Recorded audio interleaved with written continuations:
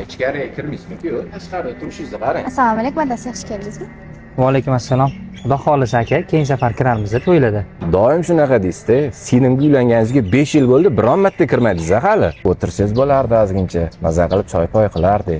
Boshqa safar aka, to'ylarda kiramiz xudo xohlasa. Tinch bo'linglar. Xo'p. Salom deb qo'ying. Adasi, mashinangiz arendasini to'ladingizmi? Yandexda ham klientlar yaxshi beryapti, amallab to'lab yuribman onasi.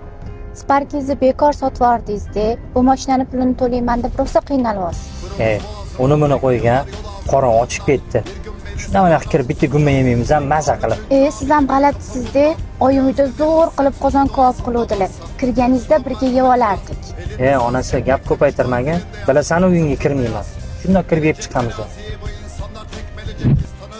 Qomadingmi? Mana onasi bedana kabobi zo'ri mana shu bo'ladi. Menga qara onasi, senga savolim bor. Sen qanaqa xonadonda katta bo'lganingni bilaman. Mendan oldin qanaqa suvchilik ekanini bilaman.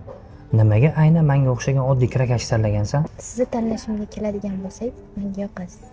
Siz kasbingizga keladigan bo'lsak, siz aravakash bo'lasizmi, kirakash bo'lasizmi, menga qizig'i yo'q.